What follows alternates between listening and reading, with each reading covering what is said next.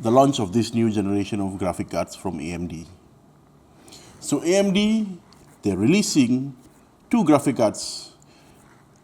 I'm pretty sure most of you all are aware of it. We've got the RX9070 and also the RX9070XT.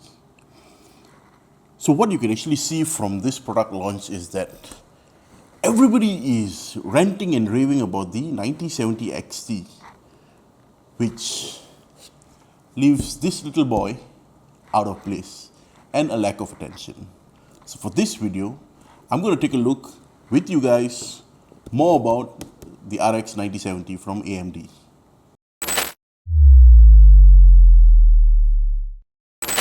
So when it comes to the gaming industry as a whole, AMD, they've been outclassing most of their competitors when it comes to processors.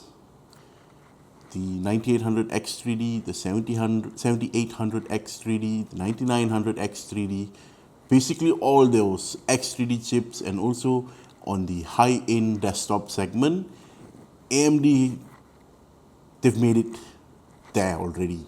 But when it comes to their graphic cards, things do look a little bit dim in contrast to their biggest competitor, NVIDIA.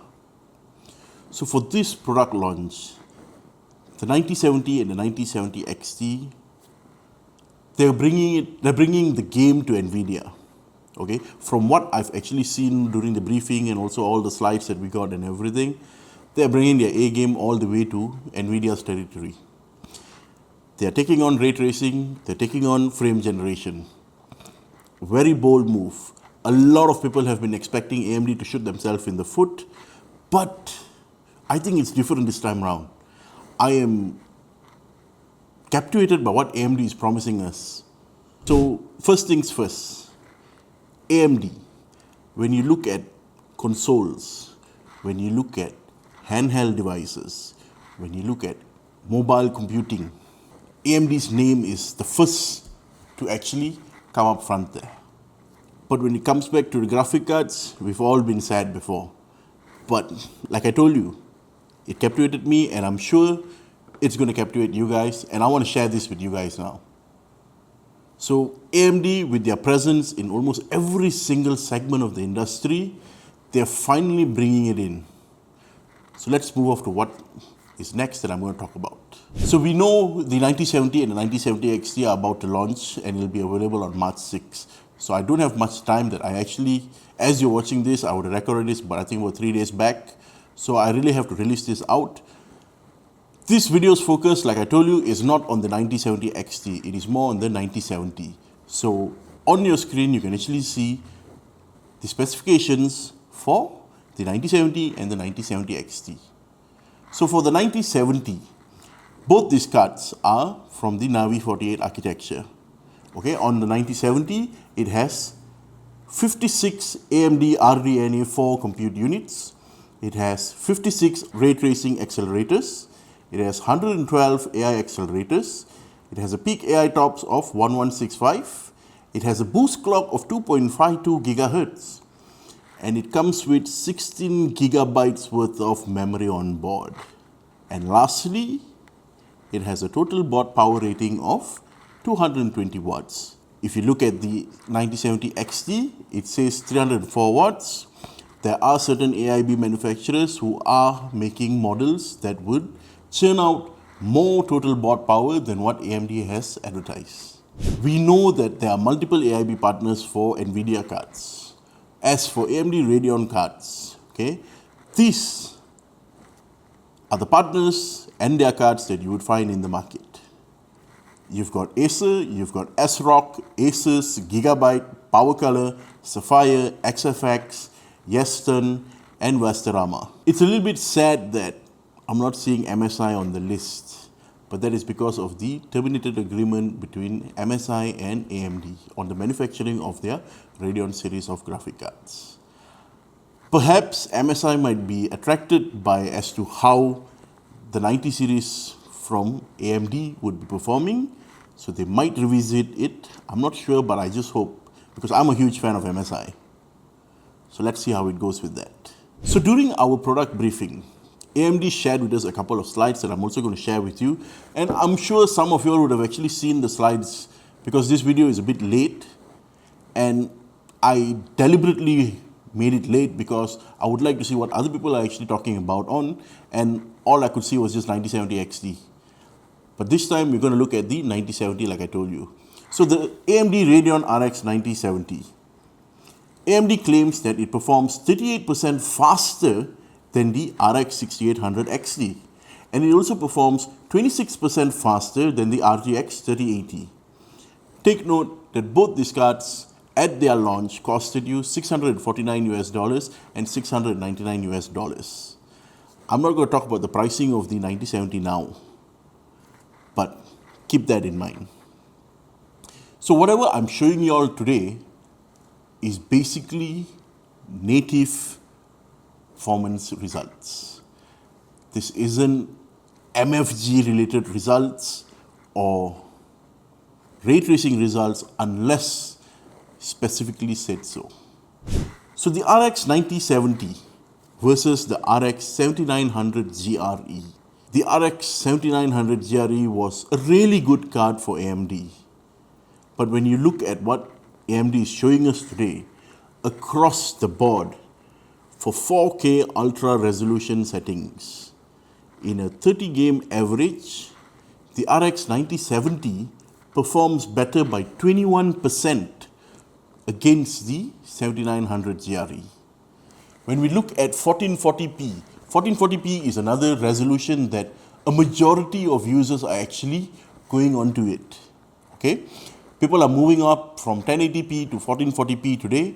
4K gaming is still not the large chunk of the pie, but 1440p is slowly becoming mainstream already. So when we look at 1440p against the 7900 GRE, there is a 20% overall improvement in terms of native performance and also ray tracing.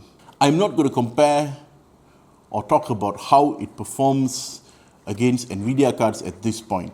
For that, you will have to actually look at the in-depth review that will be coming out soon.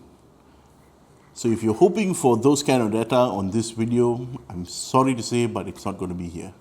Another huge talking point that I have for this video from my experience with the presentation from AMD is basically frame generation and upscaling of resolutions.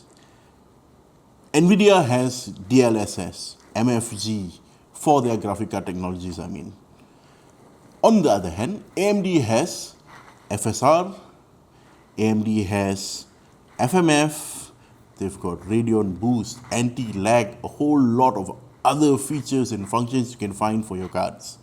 But what I'm going to talk about here today is mainly three things.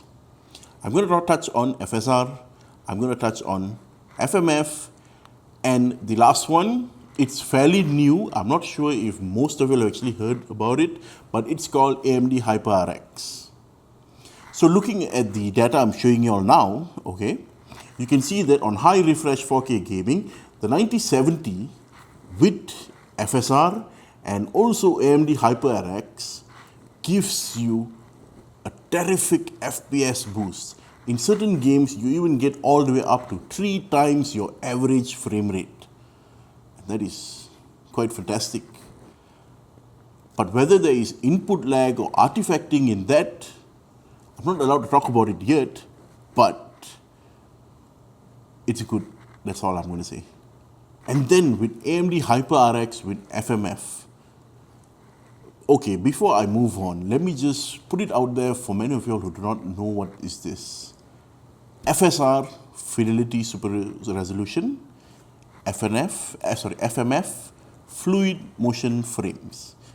These are two technologies AMD have been developing for quite some time. FSR competes with DLSS. FMF, on the other hand, is something really unique to AMD. It works similarly to FSR, but there is a huge plus point to it. FSR basically works on the hardware side of things. It works in the development side of games. Games have to have FSR related technology in their games.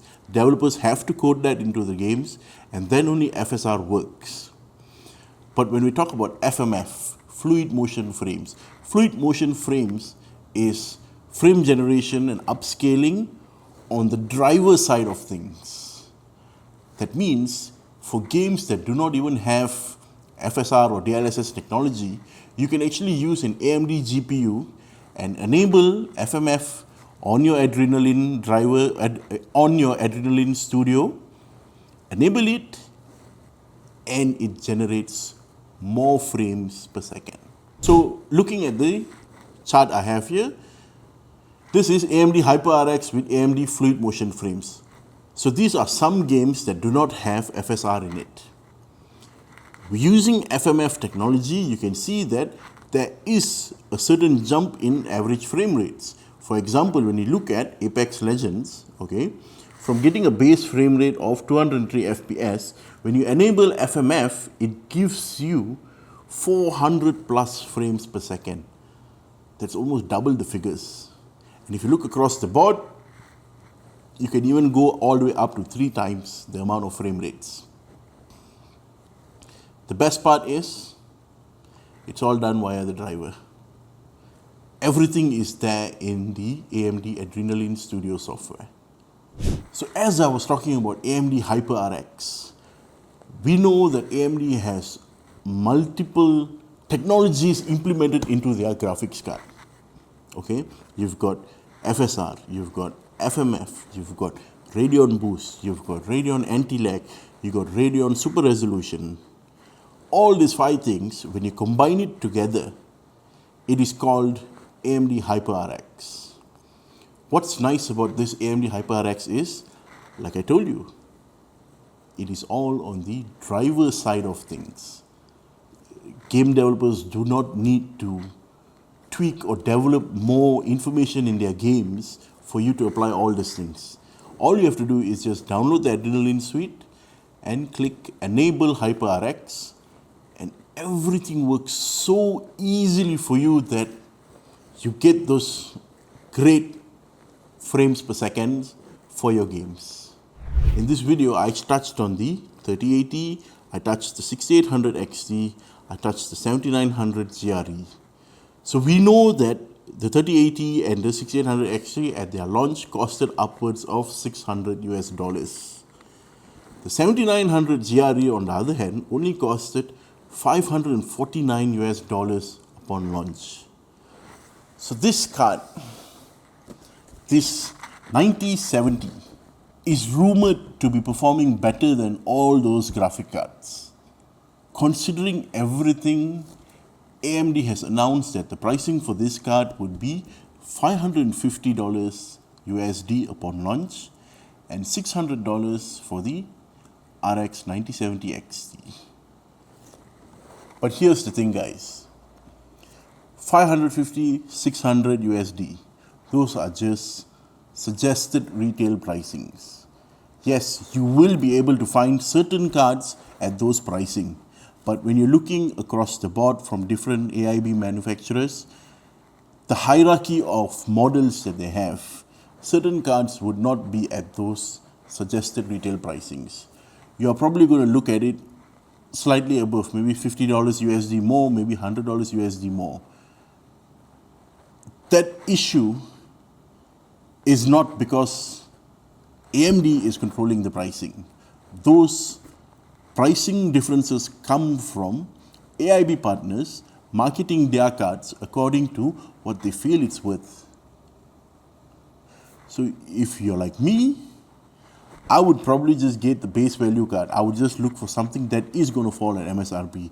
There is no way I'm going to go and spend extra on Asus, for example, because we know how ROG and TUF products are priced like.